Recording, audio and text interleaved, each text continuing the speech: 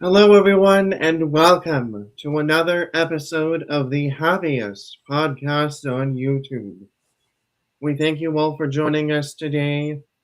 Moving along towards tonight, we will be discussing how to fit Disneyland on a budget, as well as any discussion of any first timer trips, tips, as well, if you are planning a trip this spring or anytime this year. Also, feel free to stop us at any time during tonight's stream for some discussion. So let's get into it. So, starting off, we have a very special guest joining us this evening. Please help us welcome Tommy from Tommy Toon World. Welcome in. Thank you for joining us. Please tell our viewers where they can find you and any new content to check out. Yeah, what's up? Amusement Park Pirates, man. Solid podcast. I'm excited to be on episode 2, man. This is going to be a good topic. Got a lot of thoughts on this one, but yeah, man, you can find me on YouTube. I got a lot of food reviews, some Vegas stuff, of course, the theme park stuff. Find me on YouTube, like I said, at TommyToon_world. Then that more day to day on Instagram. That's that TommyToon_, and then I caved and got a TikTok, so I'm TommyToon_world. All right. So, thank you, Tommy. You can find myself on Amusement Park Pirates. You can follow me here on the tube. You can also follow us on Instagram, Threads, TikTok, all under the same name.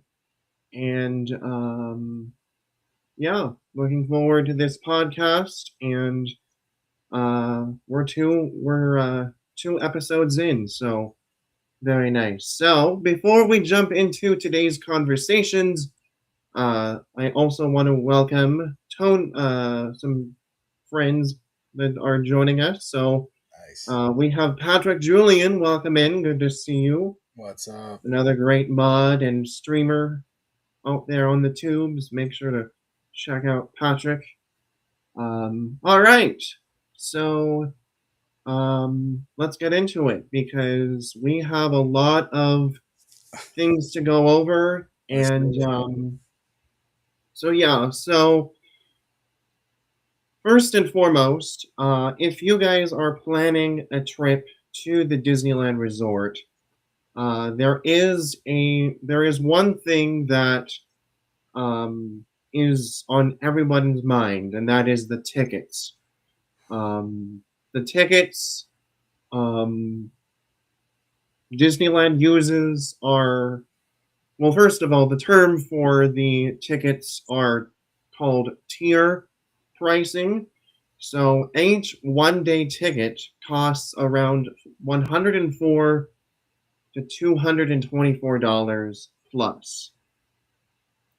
Um, and this is 2026 prices, just to make sure. Um, and usually on separate days, um, they usually, like, for some days you see lower crowds, meaning um, it's the high. I think it's the highest or the lowest. I'm not sure, but you kind depending on the day that you want to go. Um, and so my hack is um, I would suggest purchasing the tier 0 days, which is usually in the midweek, um, like Tuesday, Wednesday, somewhere around there. This time, perfect example, February, January, or late August um, is the best times because it is off season. So we just recently said goodbye to Christmas. So now everything is, you know, I don't know what the word is, but um, we're in the off season right now, and I feel that it is the best time to go as far as tickets go. There is a 2026 California resident 3-day deal. So if anyone is a California resident, which I have here in my notes, to that it dropped up prices to around $83 per day. You can also get a kids summer ticket offer where children ages 3 to 9 can visit as low as $50 per day. Um, so, Tommy, do you have anything about tickets? Yeah, man. So I'm not an annual pass holder, but I'm fortunate enough to live in California. So I definitely like that they kind of do a little bit extra and kind of cater to the Californian residents and stuff and give us that 3 day pass option because stuff gets pricey. I kind of feel bad for people coming from out of town. You know, they try to have deals and they go through third parties and stuff. You know what I mean? And that works a lot of the time. It just depends how big your family is. I really like the way you went. I think you have it locked in with that. You delivered the information pretty well. It's expensive. I think always getting in the door is always going to be the expensive part, and then maybe you could try to save afterwards or try to make it more affordable afterwards. But I like what you said, like during the off season for sure, definitely hits. January, February is off season, but they still have Lunar New Year, so you still get something. I know actually a couple families actually just recently came back, so they knew when to go. Some of my friends, so that was cool. And then just to end it off and cap it off, besides that, I mean, we're getting into just regular Disney season. I mean, when are you going to go? Besides January, February, it's hard because summer leads into Halloween and then into the holidays and stuff. There's like weeks off that you could figure out in between these months and stuff, but then before you know it, it's food and wine coming up. So I do agree with you during the weekdays and stuff, but it's just hard getting multiple day tickets. I would just say, um, depending how you're trying to maneuver, just to end it real quick, um, I'm cool with just doing one park a day. Especially if we're trying to keep it affordable. I don't have to do park hopper if that's going to add so much weight to it. Especially if I have a family, a bigger two or more, it gets a little pricey. Right. And also, might I add about the 1 day park hopper ticket? I mean, 1 day, one park ticket is that, you know, knowing Disneyland, it is a 1 day park. I mean, you can spend almost the entire day just inside that park, and you can go on as many rides as you want. You can go on, there's a lot, and I mean a lot of great food, restaurants, um, and there's multiple things for to the adults, to the kids, to the teenagers. Um, I mean, compared to DCA, where it's a much smaller park, um, and depending on what time of year do you go is, depending on the festivals that are going on and so many other stuff as well. So absolutely. Um, we have a brand new chat. Welcome to Hype Killa. Sorry if I'm butchering your name, but I'm more curious about the hotel room. Any experience staying at the hotels at Disney? So I usually do like the good neighbor spots. I stayed at like Hotel Lulu, and then I like Travel Lodge. I mean, the thing with Travel Lodge, it's on the back end of Star Wars, kind of like the back end, and then you could just walk up. You don't have to drive and park your car if you don't have an annual pass, like a Magic Key. You don't have to take an Uber.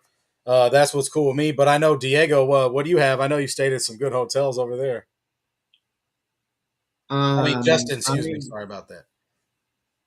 Shout out Diego though. Um, I have not stayed in any Disney hotels Oh, okay. or resorts or anything, Well, I would but I tell you did straight up, check it like out though. I would But I probably did, stay at like Grand Californian for sure. I mean, that's one of the nicest ones, right? right. But I mean, not just. I did check it out though, during streams and such, but not actually staying in the hotels. So, Yeah, shout and out I Hype did Killer hear, though. That's my homie right there. Good looking on coming through to the live stream. yeah. Um, so good question, Hype. Which actually, let's go ahead and skip to the Disney hotels because since we got a little conversation going. Yeah, let's do it. Um, so let's go ahead and skip ahead. So I've done a little comparison, and actually, let me go ahead and share the screen here, so that everyone else can look at this as well. Um, let's see. Hang on. Are you heading to the park tomorrow? Yes. Nice, man. That's gonna be a good one. So stay tuned because we are going after this stream is done. I'm going to be sending you guys over to the stream that's happening tomorrow. So, all right. So here it is. So as you guys can, or wait, let me go ahead and switch. Oh, I don't want. Oh, I mean, that's pretty good. let's see. Okay. Um. So, for the this is just a little side by side comparison, and so my suggestions of staying on property versus staying off property. So let's take the Disneyland Hotel, for example, or the Grand Cal. You would be cost. It would be the. It would be the total cost of about $400 plus per night. So, if you are planning on staying on property, looking at spending about $400 per night. For the perks, though, I mean, there are some good things and some bad things. But the good thing is that, despite rest in peace, early entry, but before Yeah. last January, before the early entry, um, took its toll. Um, Guests can go inside the parks at 7:30. 30 minutes before all the rest of the guests show up, and they can go on rides and experience the park themselves. Plus, you go inside the bubble, which is a term used that basically it's just the Disney bubble, like how the Universal bubble is coming soon, with security, and you got downtown Disney as well, and you know you can stay however long you want in the parks. You can also come back to your hotel and stay at your pool, jump in the pool if it's hot in the summertime, and all that and so forth. So that's always nice. And then compared to the other hotels, which is off property, which I uh, mentioned a good neighbor hotels is what I usually call it. You would be approximately spending $150 to $250. Um, and then for perks, um, you get a free breakfast, which is nice. Um, and then these hotels um, are usually around 5 to 10 minutes from the main entrance. So, um, Tommy, anything else to add? Yeah, no, I like what you said. I mean, we got Grand Californian, we got Disneyland Hotel, we got Pixar Place. That one's really fun. I like the Pixar Hotel because they just redid it or whatever a couple years ago. But I like that one. That one's probably the most affordable. But like what you said, they did away with the 30-minute entry, the hour long early entry or 30-minute whatever it switched. To me, it's worth it still because, like you said, we could go back and forth. I always like the rope drop and then maybe leave around like 5 or 6, and then maybe go back, maybe get your stuff together, then come back for nighttime. Right? That's what's always Mhm. cool when you're really close. You don't have to worry about any of this stuff, and it's even better when you have a big party. If you have a big party and you're staying at the hotels on the property, it is very easy to still connect when everybody starts staying off property and you're a little bit farther out than other people. Timing starts getting a little sketchy, and then it's a little hard. Of course, when I plan a trip, I do like to start with the place I'm going to, Disneyland, then looking at hotels. But man, the thing is sometimes some hotels are doing deals, and you may want to flip that.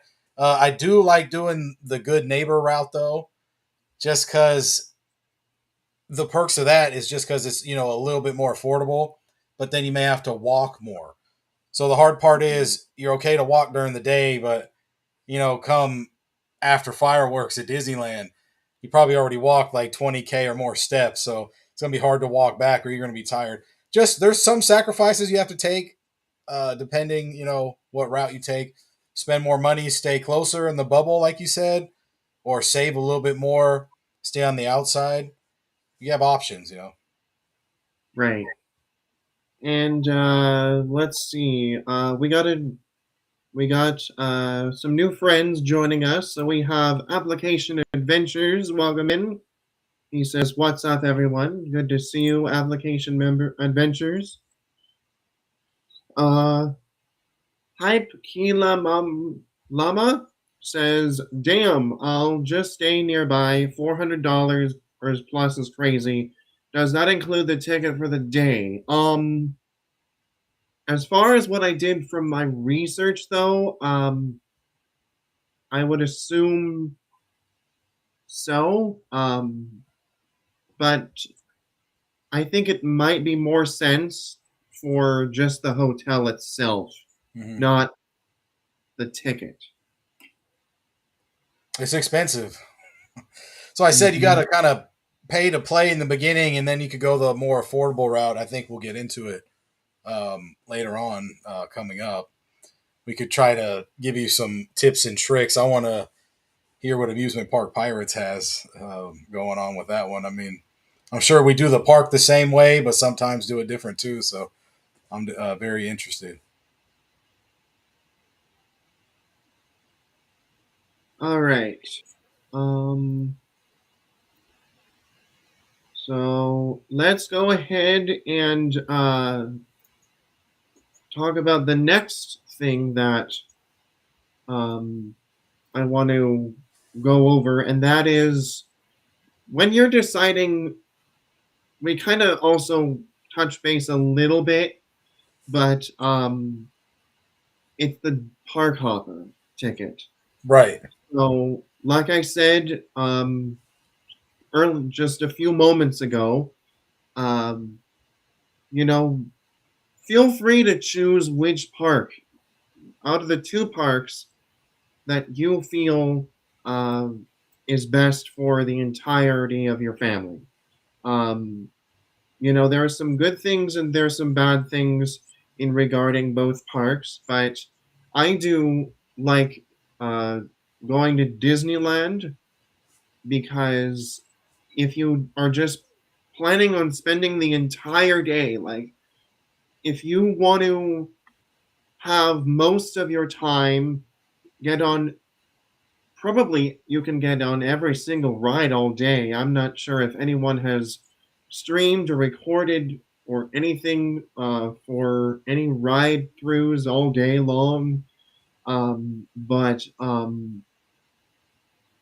it is possible to do uh, Disneyland for one day and then DCA for another. Um, and you can all, and I mean, depending on how long you stay, um, probably I would say that you can choose which one for per day. So, like, if you want to spend a day at Disneyland, and then the next day DCA, and then go back and forth, or go to Disneyland and then DCA, and then DCA, and then Disneyland, or DCA, Disneyland, Disneyland, and DCA. Yeah, right, So, right. So for me, you know what? Of course, Disneyland, you can't even, if you got to go there multiple days in a row, you still don't get everything done you want to do, right? So of course, mhm, that one's always going to be the plus. So for DCA, I love doing a whole day at Disney California Adventure when there's food festivals going on, like right, food and wine or Lunar New Year, or they have Halloween foods, or we got festival holidays. That's where DCA shines to me, where the whole day stretches out to me, where like I'll be able to hang out and chill out with these festival foods, but then still get the rides in, this and that, and so forth. But of course, I'm always going to pick Disneyland. Yeah, but DCA is fun too because you get the yellow cups there, right? right. Yeah, Or, I mean, you can also spend your time at downtown Disney. yeah, Um, I mean, there's a lot of shops. You can shop around. You can, consider it as a mall, it is. basically. It So, really is, man. You could go to downtown Disney, just maybe even get your parking validated, just pay for the parking, or walk if you're at a good neighbor location. You could just hang out there the whole time, not even pay to get in the park. I mean, that's always fun for me too on an off day. Like if you're staying multiple days for the week, kind of like what Amusement Park Pirates was saying, one day at Disney, one day at DCA, then maybe one day at Park Hopper, then the next day maybe just at downtown Disney. I mean, you could definitely pull it off. There's enough to do. I mean, for sure, right? right. Yeah. Let's see.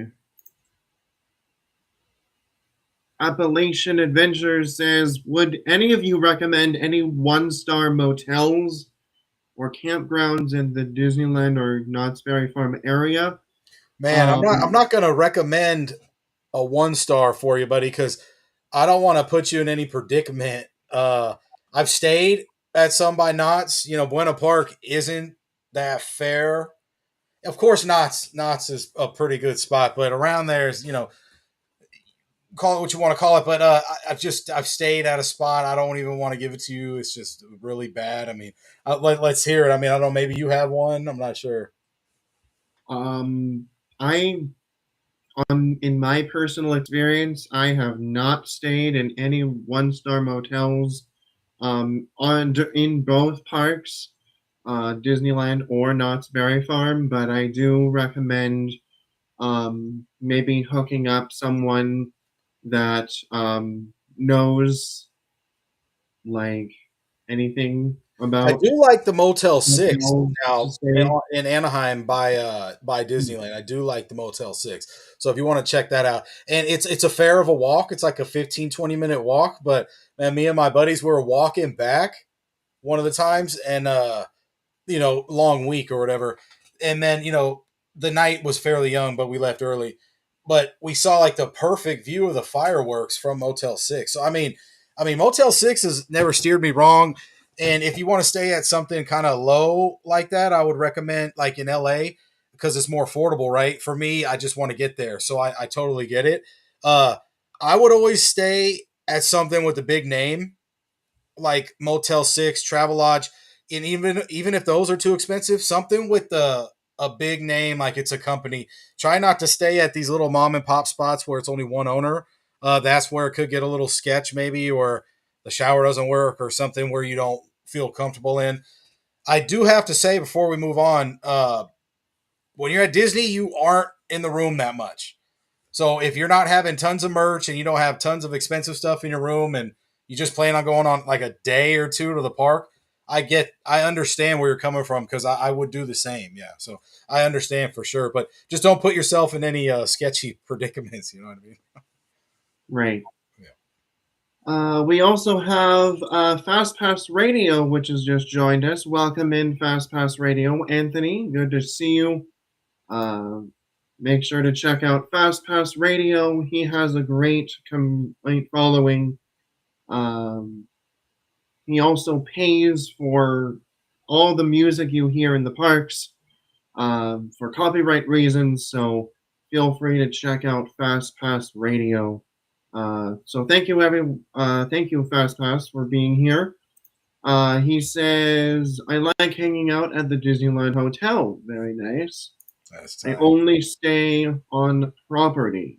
He I also hear says. you. I hear you. We're just talking about the Disney bubble. That's where it's at, huh? If if we could afford it, that's where it's at. I definitely will do that one. Um, Fast Pass Radio says, did they leave the light on for you? Yeah. Um, Right. That's pretty good. I Yeah, no, don't nice know. work. That's good. Let's see. Appalachian Adventure says thoughts on the Knott's Berry Farm Hotel. So, actually, before you say anything, Tommy, I think we might do another episode regarding the other theme parks. So, Knott's Berry Farm, Universal. Um, we might do this again, but on the other parks. So, um, I think we're pretty much only focusing on, um, but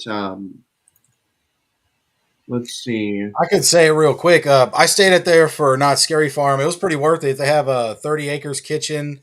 It's definitely worth it when there's an event. Knott's Merry Farm, Not Scary Farm, Boysenberry Festival, the Peanuts one. Whenever it was a Peanuts gang, or I don't remember, but I always miss that one because I go to Knott's Merry Farm. But yeah, it's worth it for sure.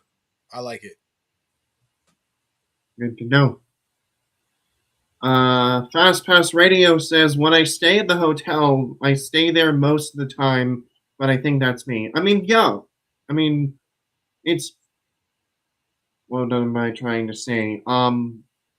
It depends on some people. And, some people like to stay in the parks, but, and also, you gotta also plan a day where you can just relax. Oh man, you're telling me. Yeah, that's the tough one. It's hard to relax when you're at a theme park, but yeah, just chilling at Disneyland, the hotel, that's probably a vibe for sure. Right. Fast Pass Radio says, have you been to Alani? I stay there and talk to about a resort. You do want to leave. I have not been to Alani or the Big Island. What about you, Tommy? No, I haven't, but I heard it was really fun. Some of my family went. They said it's definitely a good time. I mean, I know that's more up there too in price, so I would say, yeah, treat your family. That's something to plan for, bucket list thing or just something to enjoy. That's nice you got to go. I bet you it was a vibe for sure. Yeah. Right. And then last question before we move on. You guys need to get the gang, and do a huge live stream slash podcast at the park. That would be. Yeah, bro, I'm down. I mean, I've been trying. Yeah, we got to get out there. Next time we all link up, we got to just get on a big pod and just lock in. I mean, could be on one person's channel. I don't mind. Yeah, that'd be a good time. Even start a Twitch, maybe. Man, get on the Twitch hype. That's true. Um, okay. Fast Pass Radio says, "Don't I want to leave?" I meant okay, because I was like,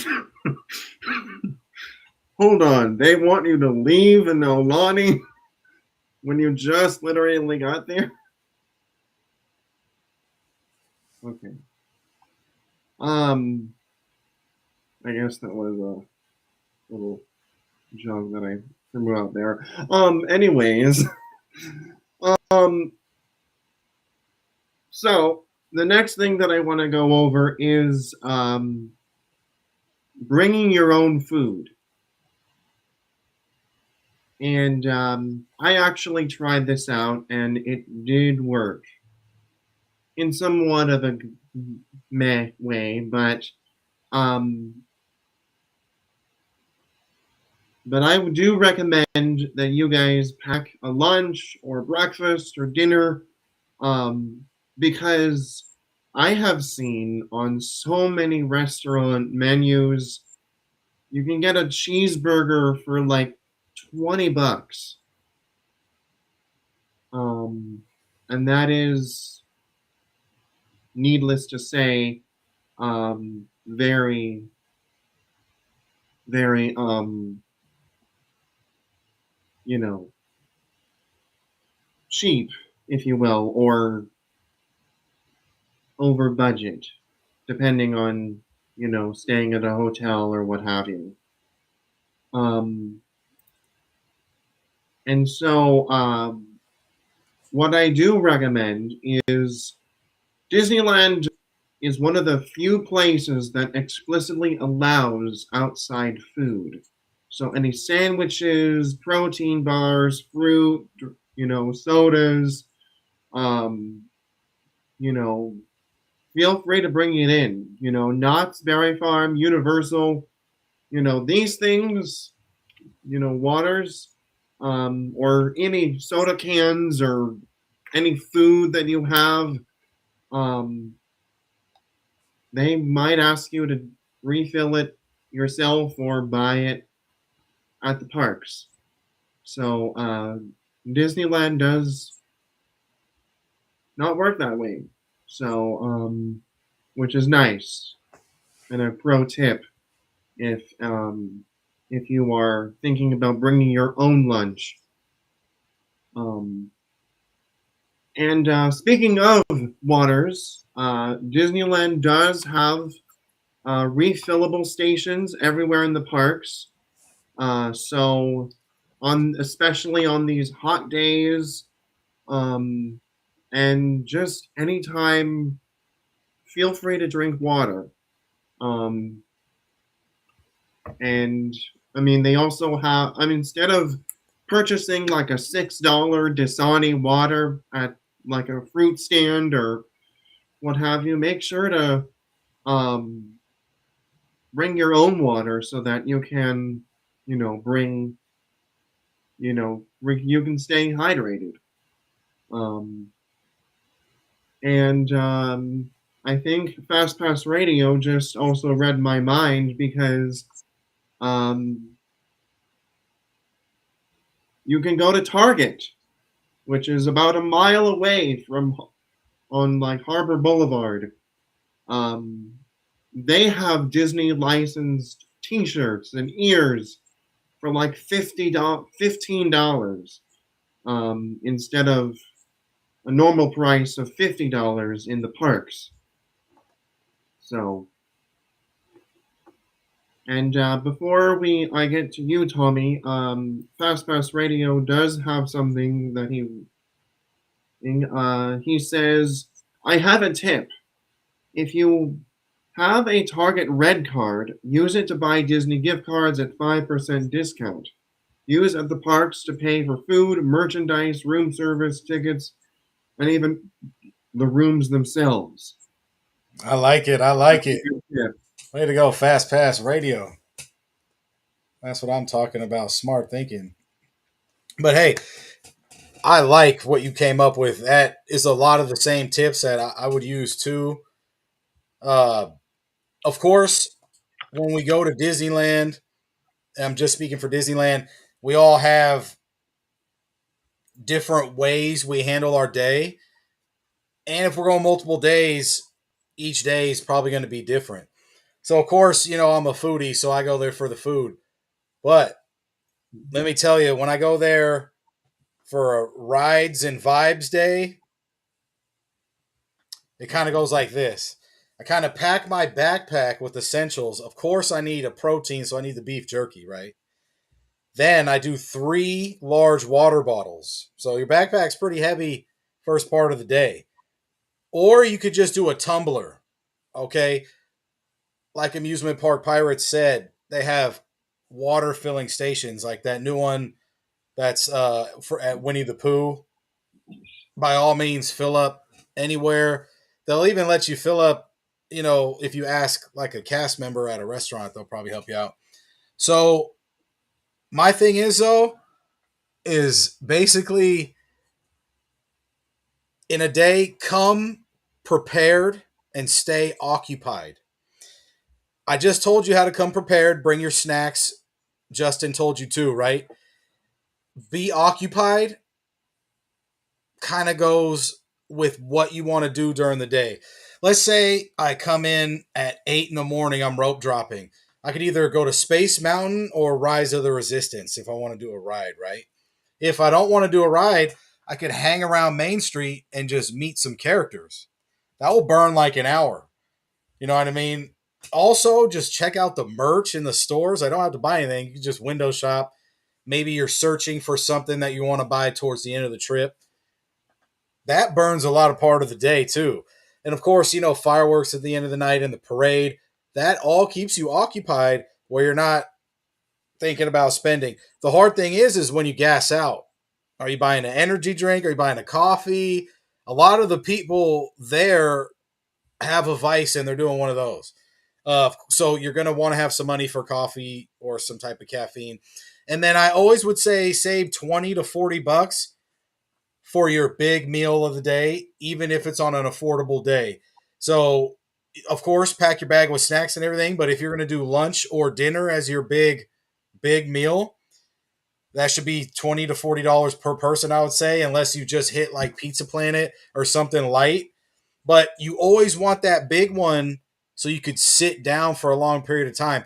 Of course, you could sit down at a lot of places at Disney, but it's a gamble. I mean, it's a gamble at some of these spots. A lot of these tables are taken up. Uh, Parents and families, lock them in before they'll put their purse down or something. It's kind of funny. So, I mean, to each its own. It's hard. You could get snacks too at Bengal Barbecue.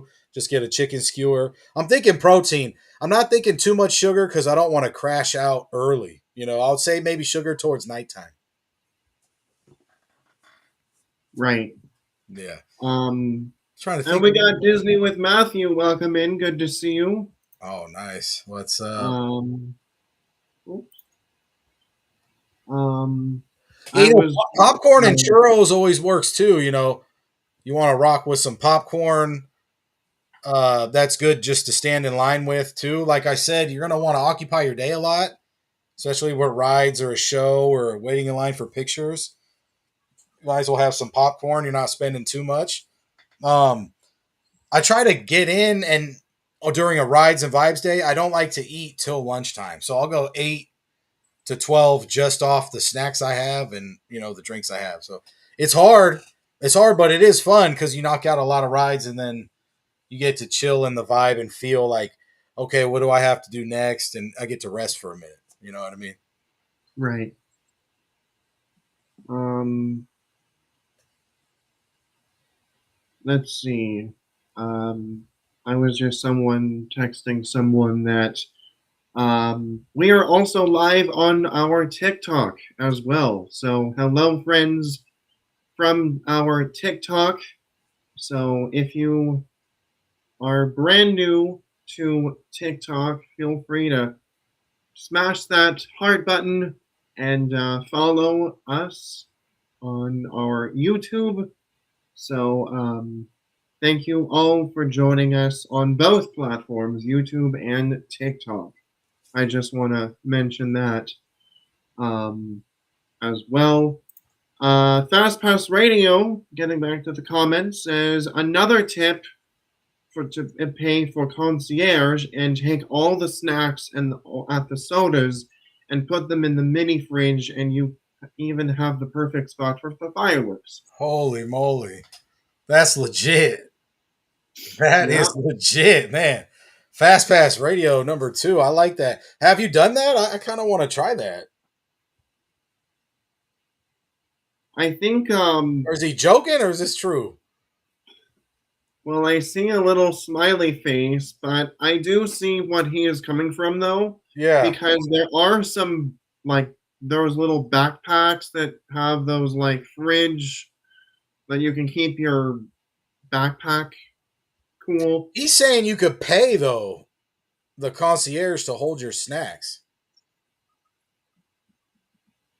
I guess that wouldn't be affordable, but gosh, see, this is, I kind of like where he's coming from because for me, sometimes if the day's not the affordable day, it's the convenience day. More towards the beginning of my vacation or my trip, I like convenience more. So I will pay for convenience. So that is a good way to start. I'll have to check into that. I haven't heard that one. That one's pretty solid. Right. We also have a new friend joining us. We have Tony Tower fan page. Welcome in. Good to see you. Fast Pass Radio says, "Yeah, I do it." That's sick, dude. I gotta Oh, try he that does out. that. Yeah. He also Man. says even beer too. What really? This is crazy. Wow. I gotta check this out, man. I don't want to blow the secret though. I mean, now I'm glad only this community knows right now. You know, we gotta keep it all hush, man. Thanks for telling us your secret. It's a good tip. Right. Fast Pass Radio says, no, you'll have a mini fridge in the room. I pack for like my fridge. Oh, yeah, Oh, okay. I see. Um, so let's see. Also reading the comments for the TikTok as well. Um, so story of my life. She is on the TikTok page. She says, let's see. Yes, but concierge is not cheap. I bet. See, people. Oh, they know the hype then, huh? Wow. As well as she also says we got concierge sometimes, but it's like a few hundred to add on. Okay. This is cool though. Maybe just to try once. I mean, you never know. Yeah. Smart. Um, I like it. all right. So, Wait, real quick, um, I want to add real quick. I was kind of dissing the sugary treats. I didn't mean it like that. I was talking about on affordable day. But if you want an affordable treat or dessert, the Dole Whip is always worth it to me. I mean, it's not too pricey, and you're still getting a good snack. You go to Gibson Girl too, and maybe get something light. that's good. Um, let's see. Story of my life says they usually do breakfast, light lunch snacks, happy hour with appetizers, and desserts Oh, that's as fire. well. Wow. So, You can catch me and Justin out there doing that next time. You know, get that concierge treatment. and then one last question before we move on to probably one of the most interesting topics we have, and that is two people, what's the minimum amount of cash you should have per day? Well, if we're buying one thing of one piece of merch, it's probably like 20 to 50 for that. I mean, how much are we doing affordable day? You know, how much food are we going to eat? Uh, Snacks, man, those like pickles and pineapple spears and all that was that's like $5 to $7 each. Oh my gosh. Uh, man, I guess it depends on who you talk to, right? Because everybody's gonna say something different. But this is the affordable one. This is the podcast where we're talking about trying to save money. Right. Whew, I don't know, man. What do you think? Maybe 100 each, 200 each, maybe a little. I don't know. That's up to you. What do you think? You got to help me average it out. What do we have? I would also agree with you. Maybe have at least $100 to 200 on you just in case. Um, But now, I mean, as if you have a date and they're expecting a lot, this is tough. I mean, how many days you going in a row? Yeah, it is hard because the restaurant's going to be expensive too. Then I mean, that's like half the budget already, right? right. Um, hang on. Let's see. Fast Pass Radio says, in addition to his comment, it is worth if you have a lot of people. You probably pay 100 in soda when you're there, so it's worth it, plus food. A good point. And Story says, I would say like $100 per person per day.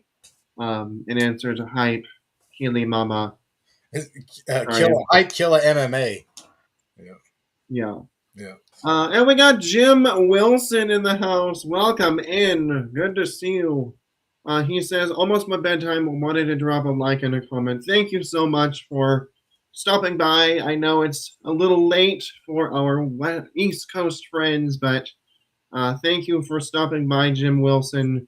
Good to see you as always. Uh, let's see. Think I could just caught up with the chat. So let's go ahead and talk about the next thing, and that is the lightning lane.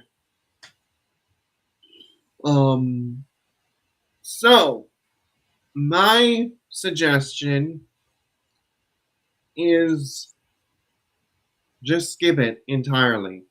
Like, I don't even care about Genie Plus, Lightning Lane, even that weird multi-pass.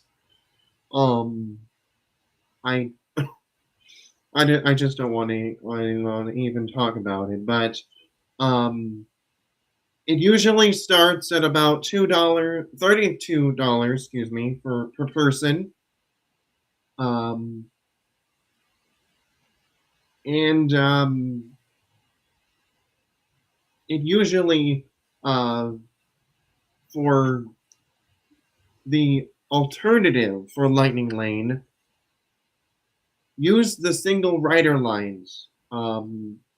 There's Radiator Springs Racers, there's Space Mountain, Matterhorn, Indiana Jones. I can list a few. Soren. Um, you can even skip the lines for free. But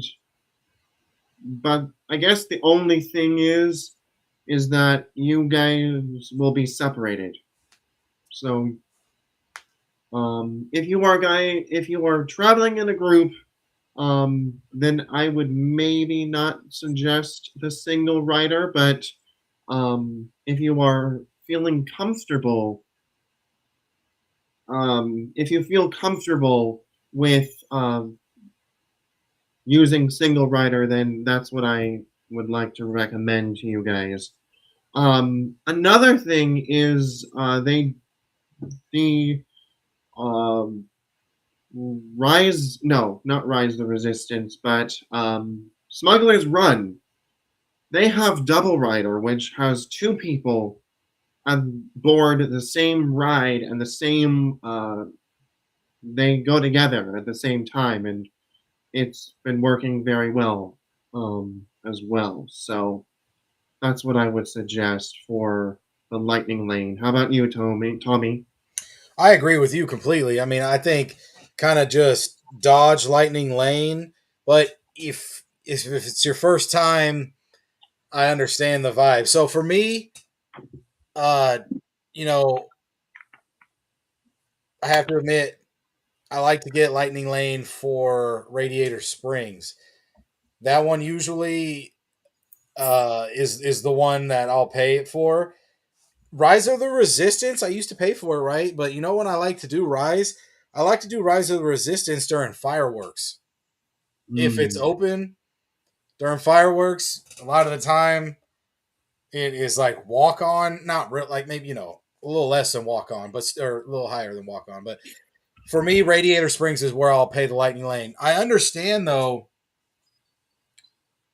I understand it. It just eats your money though. It's just like, gosh, man, I'm gonna yeah, pay Lightning Lane, the generalized one, then this and that, like you said, for Radiator and Rise and all those. I don't know, man. Like I'd rather use my money somewhere else. I kind of like what you said with the single rider.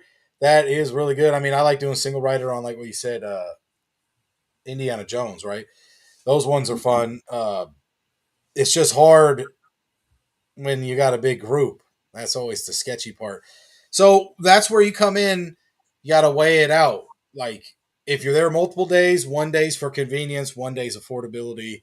You kind of just got to figure it out. You know what I mean? right. Um, let's see. Story of my life says, I agree. I feel maybe it's worth it for someone who doesn't go often or visiting once. So that's actually a really good point, Story. If you are if it's your very first time, let's first say, for example, you are coming to Disneyland or Disney World, because they also have that as well, from like a city like Japan, or a city like France. And you can utilize Lightning Lane. And if you, especially if you are coming for a very short time, like 2 to 3 days worth, or a week. um so I actually also like the idea from story as well. um Disney with Matthew says, I have a simple idea of the single rider for attraction rides, that I don't waste my money on Lightning Lane because it's too expensive Yeah, to get it. But I agree, Amusement. 100%. Well Yeah. said. Yeah, well put. Tommy, do you have anything else for Lightning Lane? No, I think we summed it up pretty well. Yeah, I think those were pretty good tips, and from the comments, yeah. Right. So now it is time for to shift gears on our podcast, as we approach the 1 hour mark. Um, so we are going to now be focusing on first timers. So if anyone is planning a trip that you have no clue what to expect, you have absolutely no idea, how should I say this, but no idea, um, like, what rides are you going to be on, what to do, like you've never heard of Disneyland before, or even just a Florida resident, let's say, and you've only gone to Walt Disney World for your entire life. So we are now here to, as we approach the next hour of our podcast, is to talk about any first timer pro tips and tricks, so that anyone coming to the parks this summer or spring, or anytime this year, or even in 2027, um, you should be ready to go um, for Disneyland. So you guys may have heard this term before, and that is a term called rope drop. And rope drop is something that, um, it's kind of like the it's kind of similar to the park's opening. Is a more fancier term um, for rope drop. And my pro tip for being a first timer is arrive at the gates, the security gates, 45 minutes before the park officially opens. So the parking lots open at 7 a.m. And you have to be arrive you have to arrive at the security gate by about 7:15. So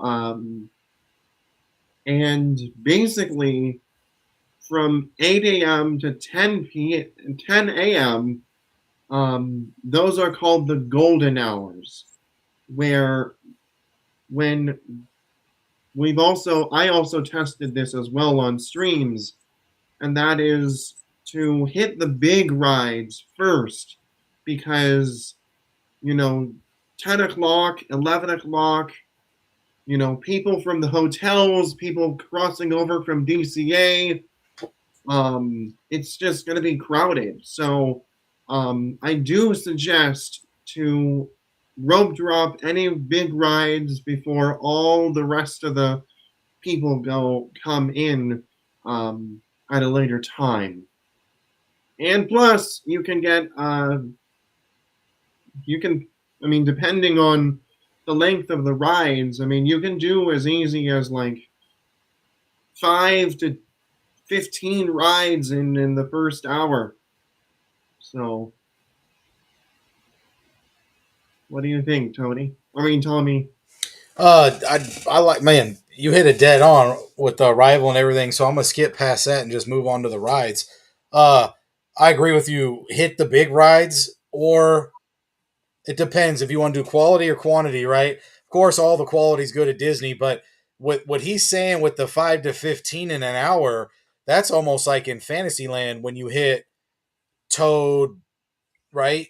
Snow White, Alice, all those in a row, Peter Pan, that you could knock out quick, and then you'll be feeling fulfilled.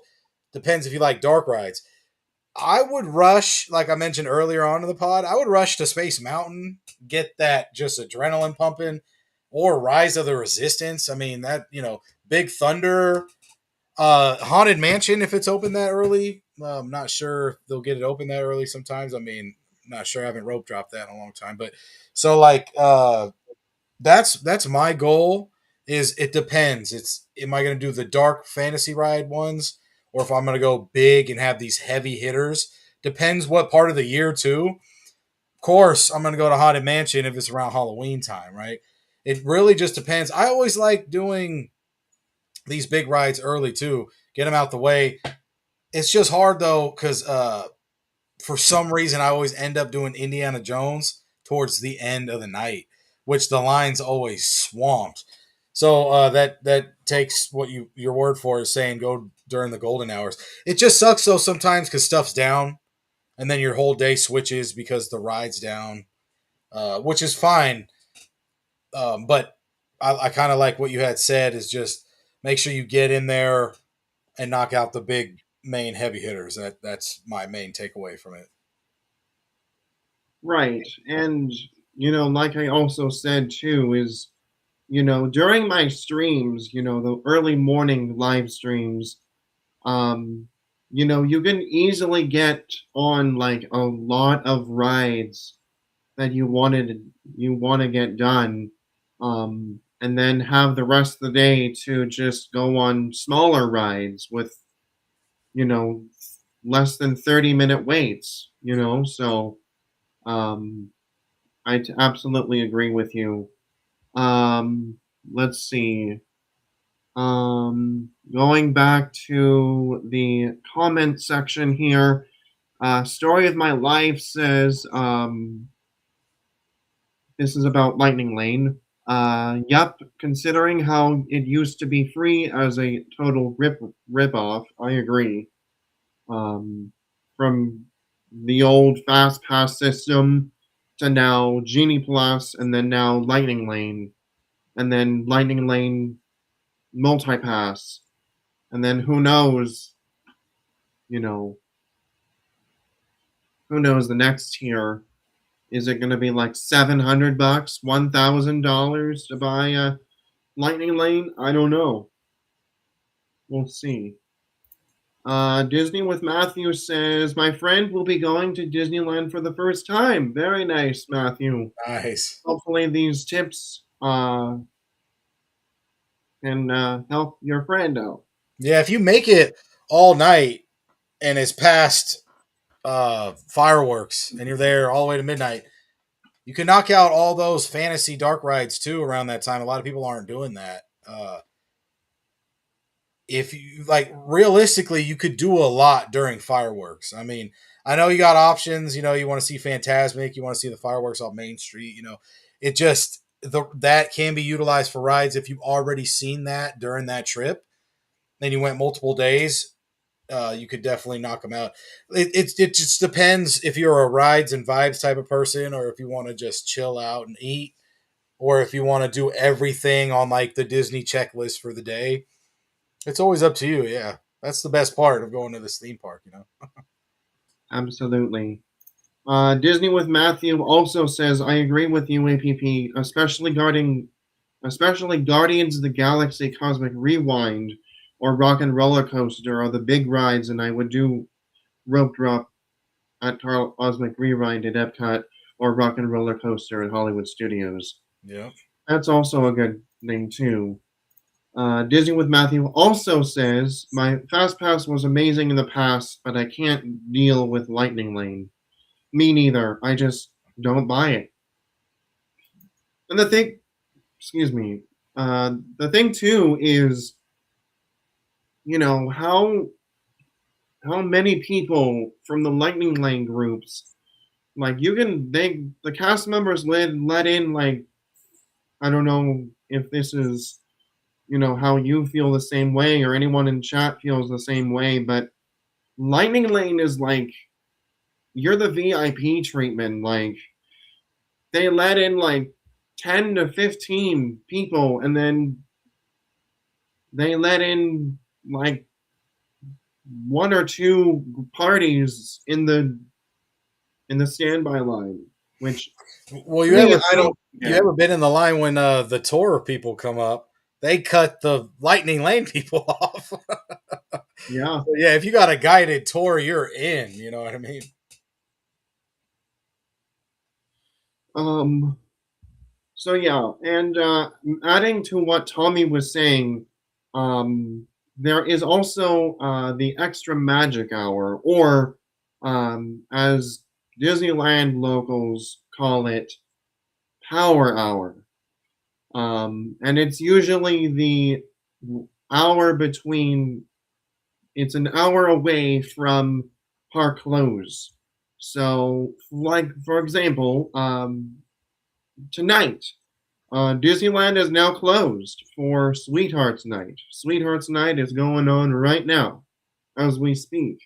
And so Power Hour lasts, it's pretty much in the name of 1 hour before the park closed. And so um, leading into the next thing is download the Disneyland app.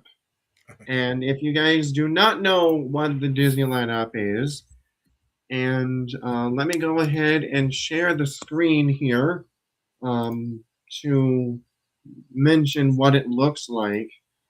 Um, if you guys have not downloaded it on your phones, um, this is what it looks like. You can purchase it in the App Store or on Google Play or whatever app website that you choose.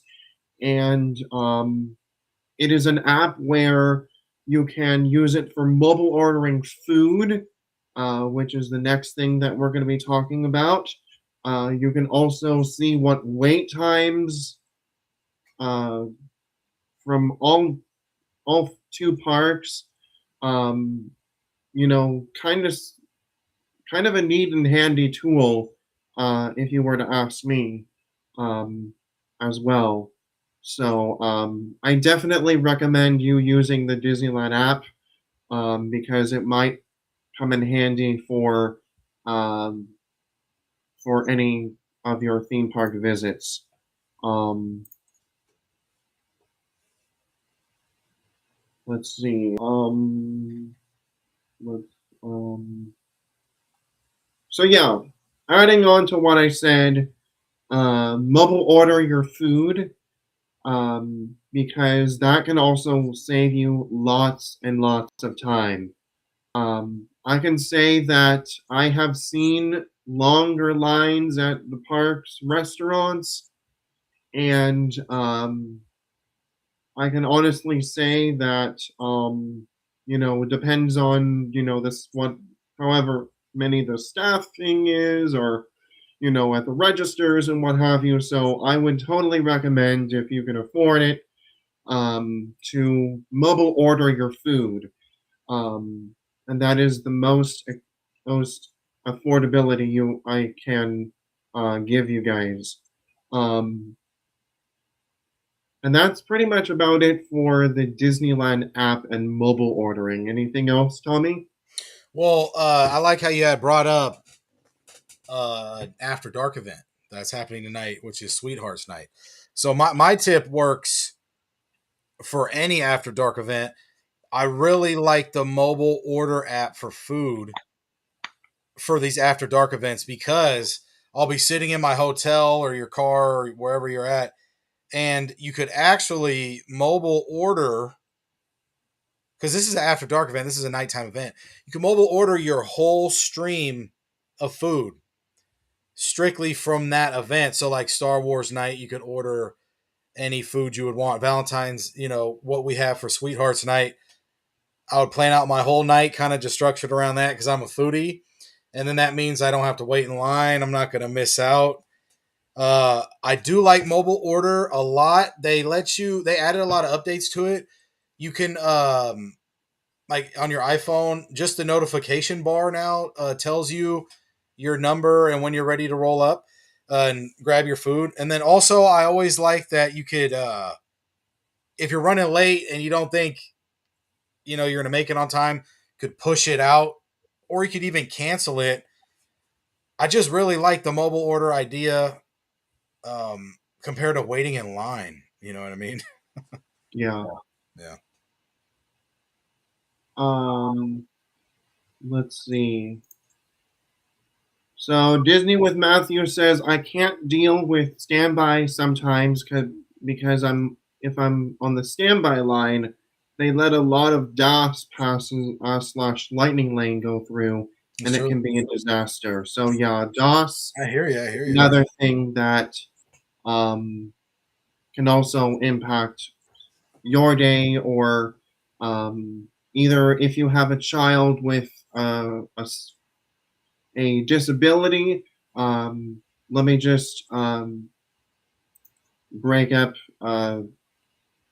with the conversation here, that I can just quickly mention that DOS Pass is a program that you can use if your child has a disability like autism, or if you have a child or someone in your family that has a disability that doesn't have to, that's like inpatient. It's a little better word to mention. But I would like to recommend to consider using DOS for if you have anybody in your family that um, has a disability as well. So, um, and then Disney with Fast Pass Radio says, I mean, it says I was going to order food on the app, and it was going to be an hour, but I just walked up and got it right away. So always check. Oh, I like that, Um, man. So it just depends, huh? Sometimes the app's wrong, right? yep. Wow. Hey, good point. I like that. So, you were saying something, Tony? Tommy, Uh, before we got sidetracked. I'm not sure. I'm not completely sure what I was referencing. Yeah, I'm not too sure, buddy. I think about the After Dark event. Oh yeah, no, I think I was done. Yeah, I think we're pretty locked in with that. I'm not really going to any of those this year. Of course, I would attend Star Wars night every time if I could. Of course, Oogie Boogie too. I did Oogie Boogie last year. That was really fun. But yeah, normally I do all the mobile orders before I go in. Yeah, that's my main thing. Going, that's a whole nother podcast talking about after dark events. You structure your night totally different than a regular Disney day. Absolutely, and we'll probably schedule that in the near future I'm down. Yeah. as well. So, all right. So the next first timer pro tip is the free, so-called free souvenir, and that is a button. Um, so if you go to City Hall or the Chamber of Commerce, City Hall is in Disneyland and Chamber of Commerce is in DCA, and ask for a first visit button. And they also have it at other theme parks like Knott's and Universal too. Um, and this is basically what it looks like um, as well. Let's see. Let me go ahead I and have a share lot the of buttons, man. I screen. got a lot right here. Let's see what I got. I got a couple. I just grab whatever. Yeah, exactly. Grab what you can Same. get. You know what I mean? I just grab whatever. You know what I mean? They ask. I said I need one of each. So yeah, you can also get different ones like Tommy was showing. You can get this, which has your first visit. You can also get if you have if you guys are married or engaged. Feel free. Tommy, can you show again the happily ever after pin? Yeah, man, I got a cool one. I don't have it on me right now, but I got a cool one from Storytellers too, which was pretty cool. I don't know if you have a Storytellers one, but uh, always grab the free buttons or the free pins when you can, because what else are you getting for free out there? Yeah. And there is also like birthdays and graduations and so many other different types of buttons. And, depending on the visit, what you want to celebrate, what do you want to, you know, so feel free to stop by, City Hall or Chamber of Commerce and both parks to grab yourself a button. And also, I believe cast members do have them on them too, if I'm not mistaken.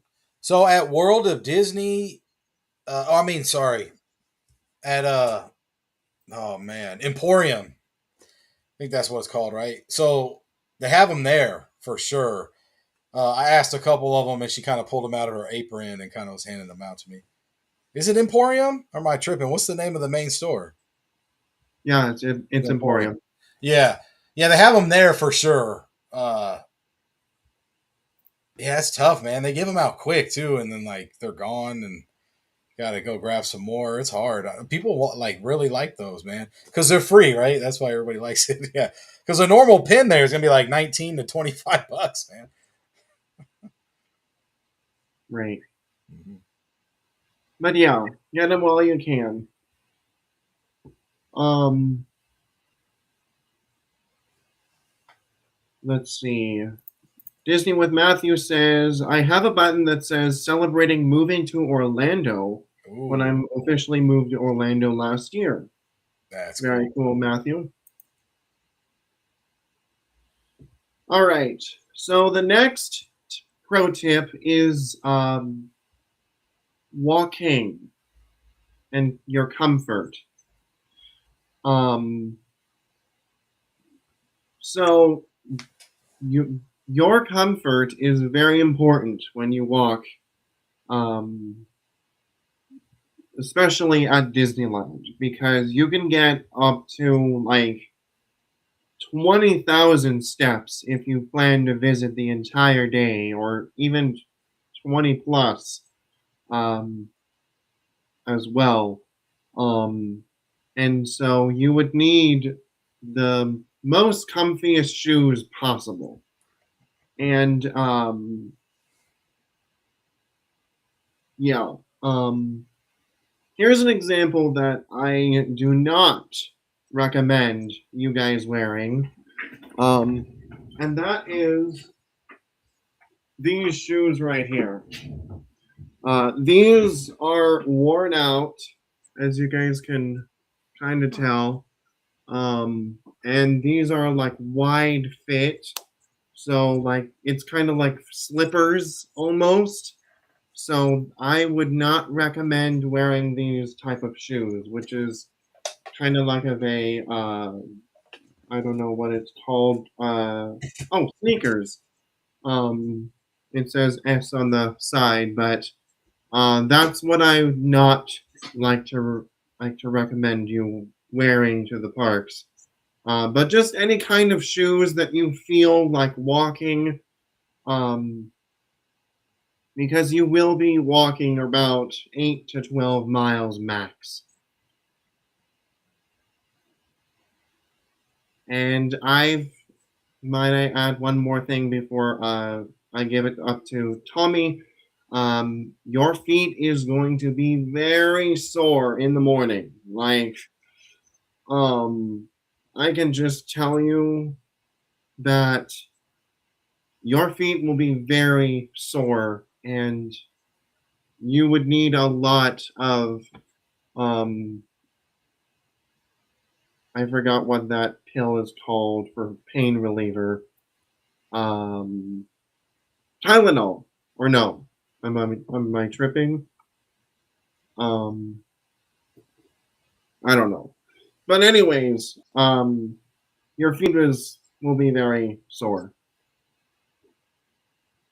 I mean, I know it's nothing compared to Walt Disney World, and I'm going to learn that pretty soon when I go over there. But let me tell you, I put in like 27,000 here. Sometimes it goes to 32 depending if I'm walking back during the middle of the day to the hotel and then coming backwards, especially if I'm at a good neighbor. So like it's going to make you tired, and it's funny for me, just Universal. HHN is really hard 3 nights in a row because all you do, you're on your feet. Disneyland, especially if you rope drop, it's 8 in the morning to midnight sometimes. That's on your feet a lot, and that's why I mentioned earlier on in the pod, plan that sit down restaurant, at least one, so no one's kicking you out or doing anything, so you have time to rest and regroup because it is tough. Depends on your family too. If you're with some people that are physically impaired or elderly, you could go get one of the little electric scooter go-kart things. Those are expensive though, but you could rent those too. I don't know the price offhand. And then also, you know there's not a lot of places to sit, and when Disneyland's at full capacity and everybody's walking, it's just a sea of people, and you may get overwhelmed sometimes. Your adrenaline goes up and down here because you'll be in your endorphins, right? So you meet Mickey and Minnie, you're up and high. Now you're coming back down because now you got to walk to the next ride, and then the line is extremely long for the ride. But then you go on the ride, and then your adrenaline's back up. Then you come back off. You're super happy, but then the crowds are messing with you again because you got to walk through it. So you really just got to pace yourself, especially if you're doing multiple days. Uh, you plan this trip with the group you're with. So always know you guys are in it together. Even if you guys get in a small argument, just know it's probably because you guys are tired. No Right, hard feelings. Make sure you don't hold any grudges. right. So before we move on to our next uh, our next topic in the first timer tips. I also want to welcome in a few friends joining us. We have Janet. Welcome in. Good to see you. She says, I saved so much money by taking in my own food and beverages. Oh yeah, smart. Very nice.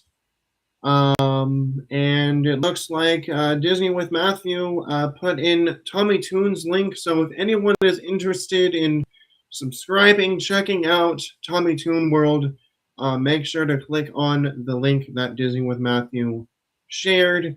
Thank you. And it looks like Fast Pass Radio has subscribed to your channel. So Thank you, Fast Pass Radio. I'm gonna lock in and subscribe to you too, man. And then we also have Troy McDonald. Welcome in. He says, hello from Maine. Good go, Disney. Well, welcome in, Troy. Happy Friday to you over there on the east side of the state. Welcome. All right. So the next topic that I wanted to talk about is a portable charger. And I have two options that you guys can choose. So, let's say that you're doing an all-day marathon or, a 10 hours day at parks. And you basically just have your phone. What I recommend is to bring either a battery pack, which is like this little brick charger that you can also bring as well, or let's see if I have it. Hang on. Yeah, that's smart though. Bringing that battery pack. I usually roll with like 2 or 3 because I may be in a big group and I may need to let somebody borrow one. I think the best ones over 10,000 mAh, the MAH. You could see those. You could type that in on Amazon, Google, whatever. I'll go 10,000 or higher. It's quick. Speed is a plus when you're at the park. You don't want your phone dying out when you're recording the parade. You're taking pictures of your family with Mickey and Minnie. You know what I mean? You're doing a POV of the ride because you're not going to be able to go back. It's tough. It's hard. Just bring a battery pack. Sometimes they have the little, not dynamite sticks, but they kind of look like a little, it's like green and white. Those ones are okay. What's up? The fuel rods, which I was trying to look for. So those are okay to me. Those are at the airport and stuff too. Those are cool. What Justin's saying, because you could replace them in the vending machine. They'll spit out one that's recharged. I'm not sure if that's at Disneyland. Actually, I just see that at the airport. But I like those. I just don't think they have 10,000 mAh. I'm not sure. I haven't done them in a couple of years. So yeah, they do have. This is actually from the Disneyland app, the app itself. They have multiple locations. Nice. As you can tell, they have multiple locations in New Orleans. They have some on Main Street near the lockers. They have, excuse me, they have stuff in some in DCA too. And you can basically you find these little kiosks, and you can either swap them or buy them. And this is basically what they look like. Yeah, I mean those are pretty much your easy, things to do if you do not have your own portable charger. If you do have any charger that you have, whether it might be plug-in, they do have plugs throughout the resort. So if you are in line or if you are sitting next to one, feel free to, charge at your own course. But I super recommend getting, either a fuel rod or whatever charger you can bring, because your phone is probably not going to last that long.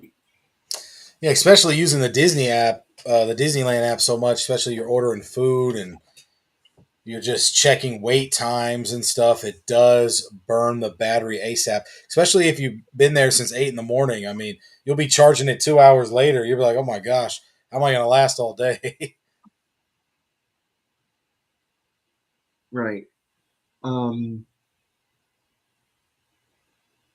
the next thing is pixie dusting, which is a term used in over at the Bibbidi Bobbidi Boutique, which I highly recommend if you have little kids or even adults. You guys can do this too. Is that they usually have, I'm not sure if they still do this anymore, but I believe they do still do it at Walt Disney World, if I'm not mistaken. Is that there's usually cast members on the outside of the line of Bibbidi Bobbidi Boutique, and they have like little cone-shaped little buckets that they on your forehead, and they like sprinkle pixie dust on your hair, which is what I say a magical moment for either you, your kids, whatever. Um, and so that's what I would hopefully suggest, to make your day that much more magical.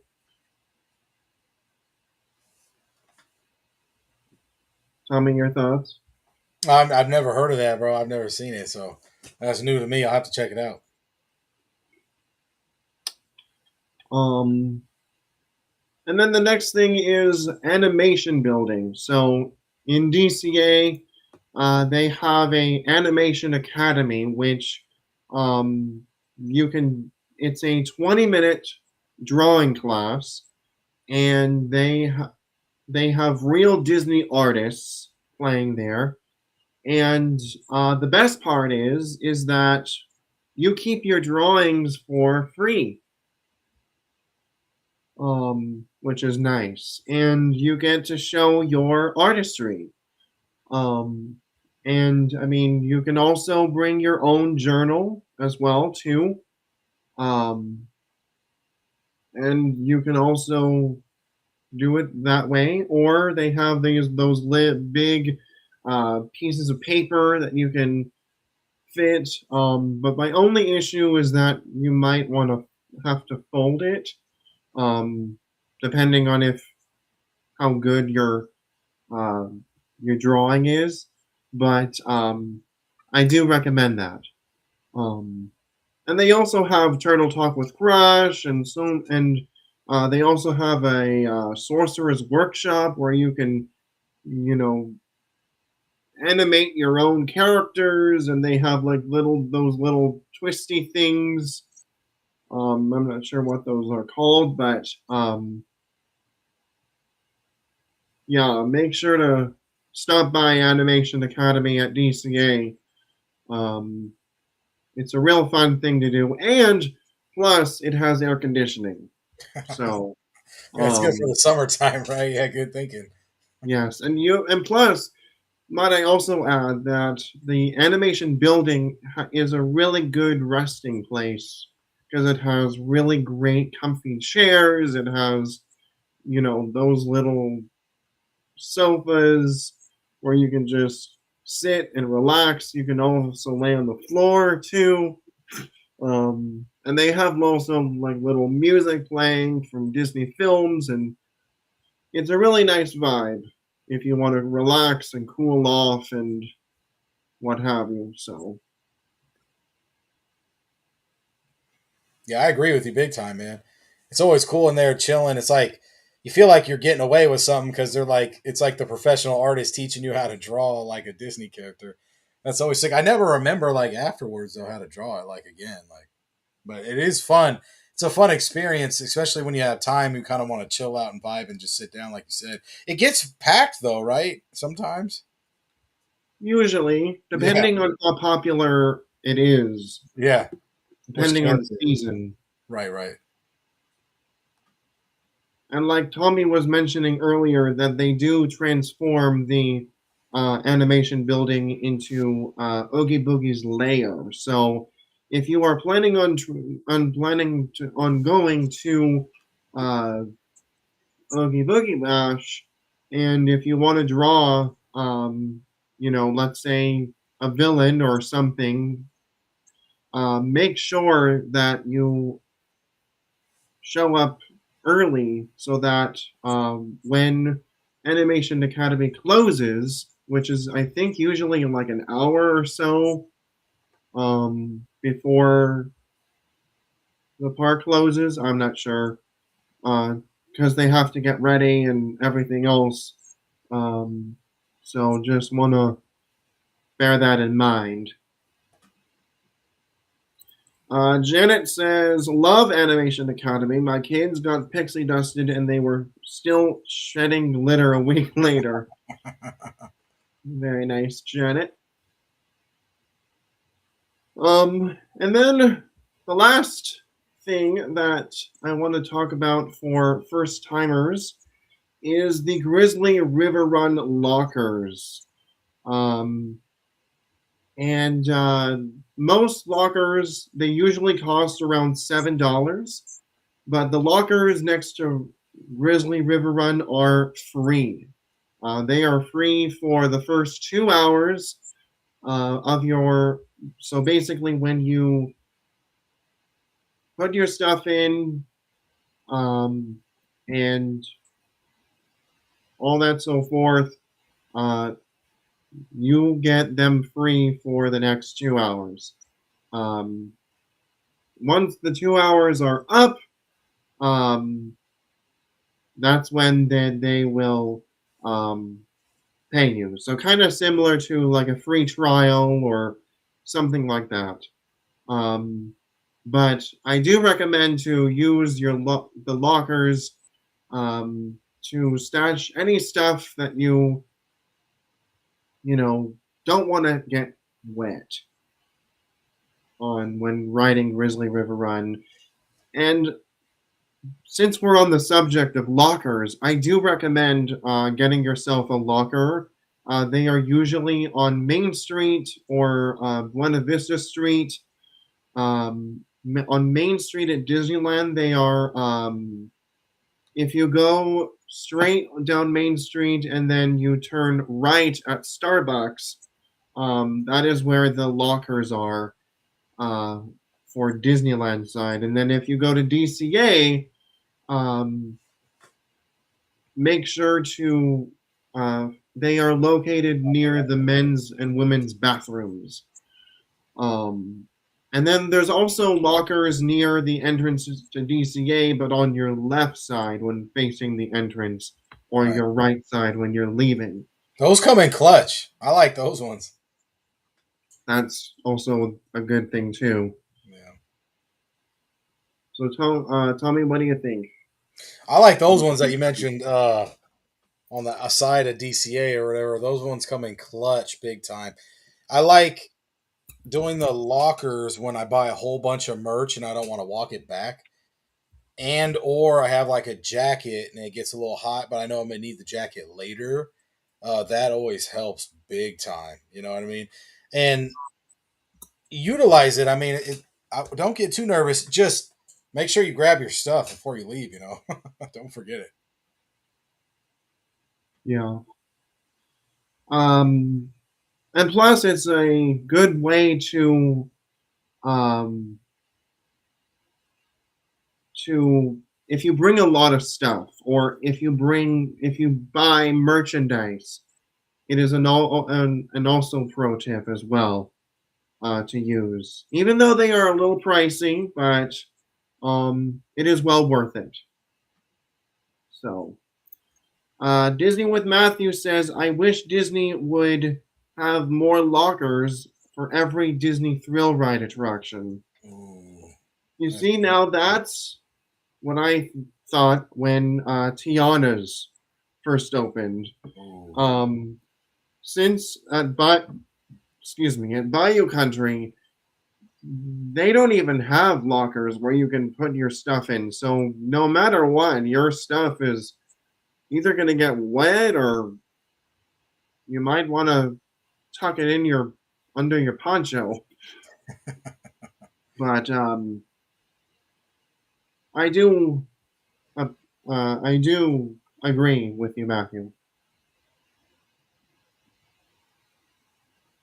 Um, MH Reels says this is a hot take. I just thought this off. What would you guys think of Disney started a subscription to enter the parks? LOL with the magic keys. So basically, paying yourself like a subscription, like visit every $14 a month or something, like how you would with Disney Plus or Hulu or. That's And I'm pretty gonna funny. let Tommy go first. I mean, that's pretty funny. I mean, that's kind of like annual pass, anyways, to like Magic Key type vibe. I don't know how they would structure it. I mean, that is pretty funny though. I do like where you're going with it for sure. It's a it's a good idea. Just Magic Keys aren't really expensive already as it is, huh? Yeah. Yeah, and my general thinking, I wouldn't honestly. So, all right. So that is about it for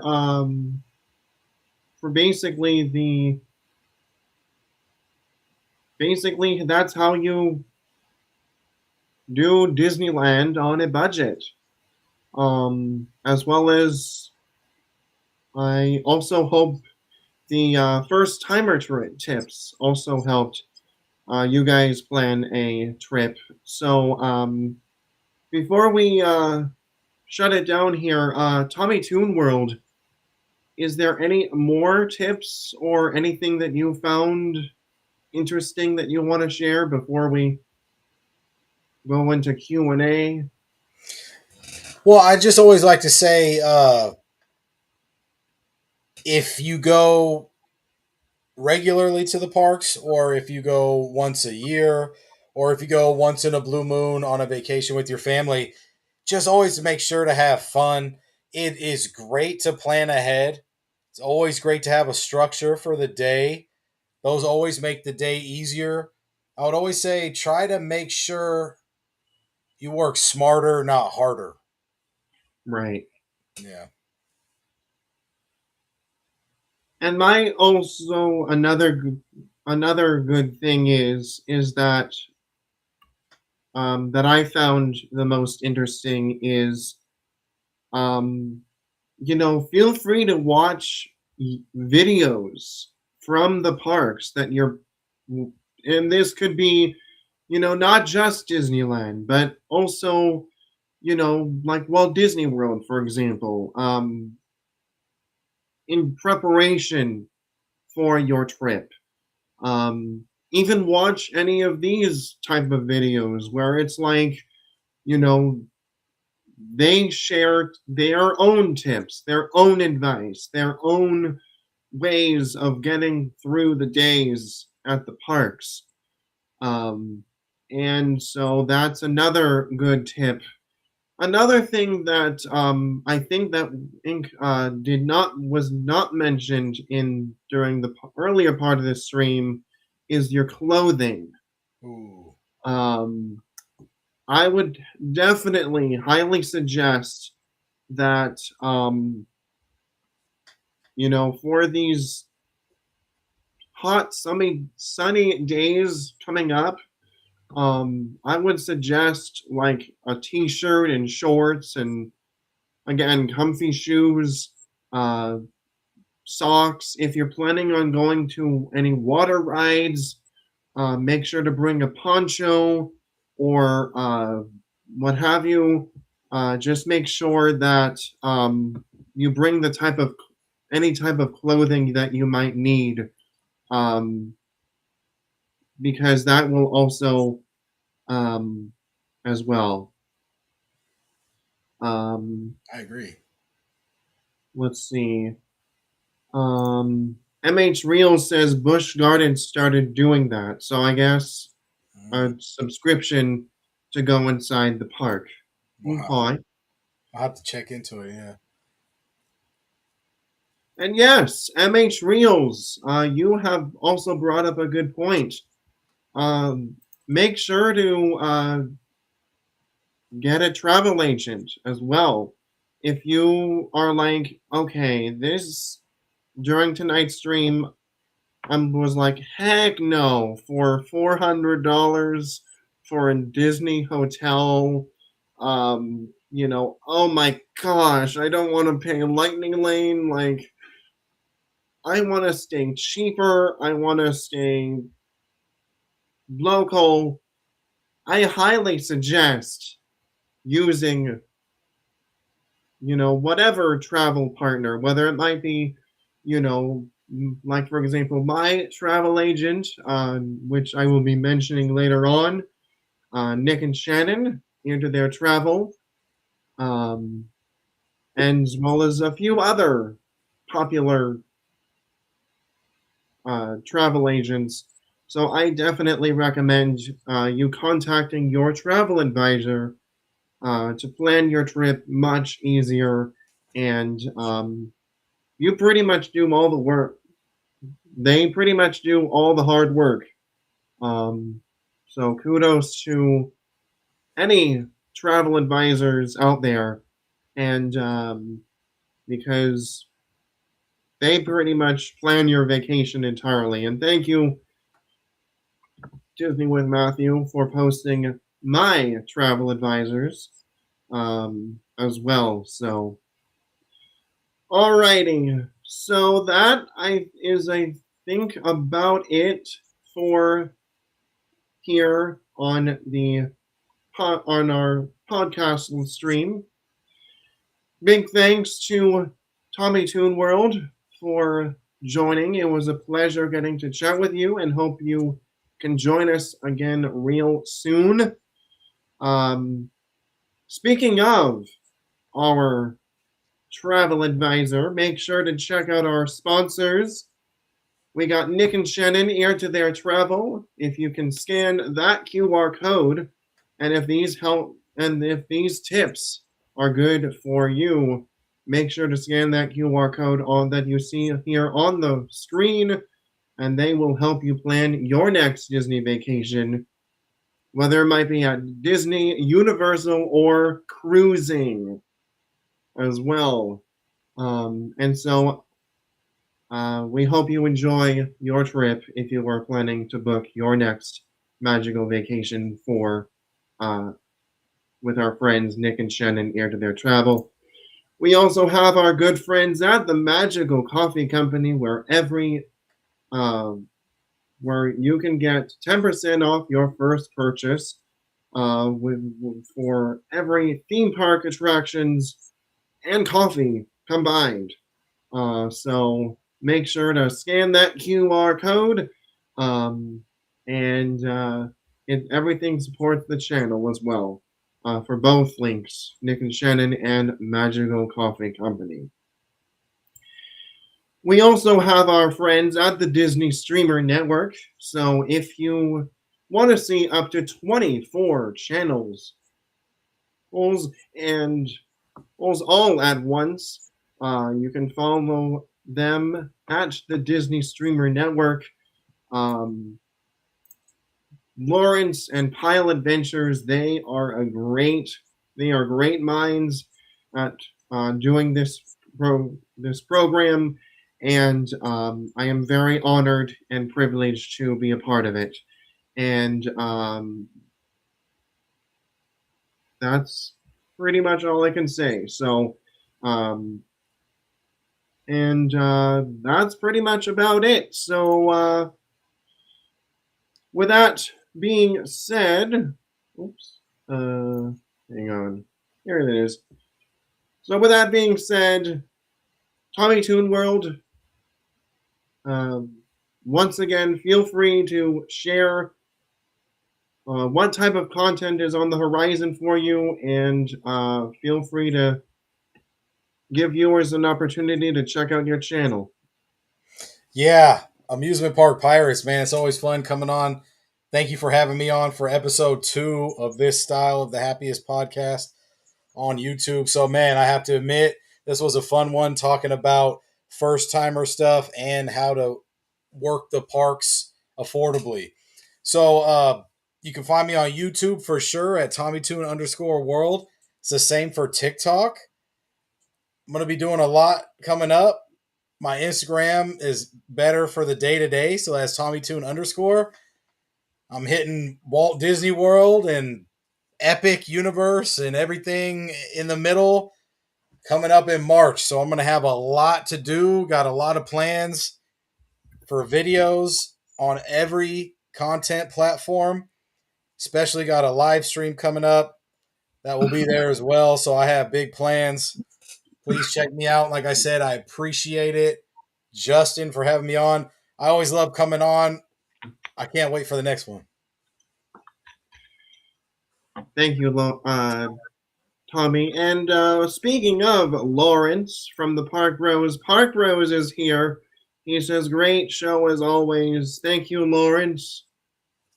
And make sure to check out Park Rose, one of the members of the Disney Streamer Network, as well as one of the minds behind this amazing platform.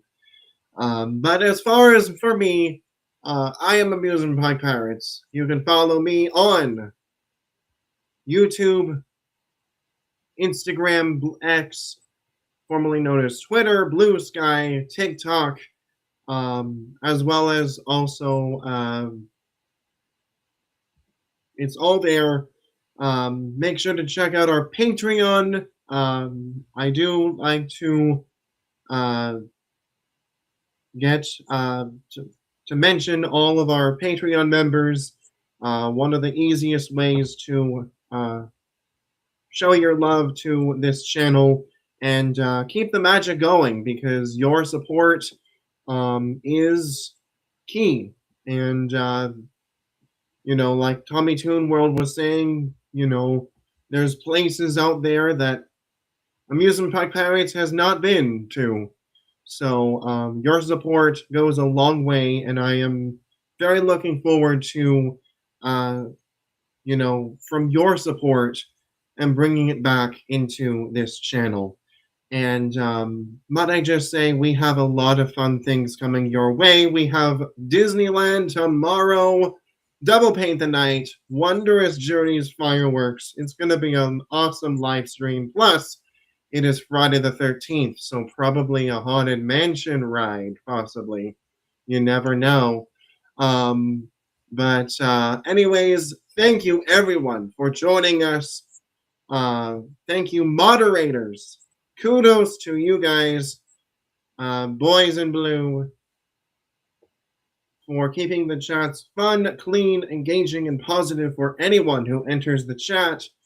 Thank you, all our Ninja Watchers, our Lurkers, our Patreon members as well.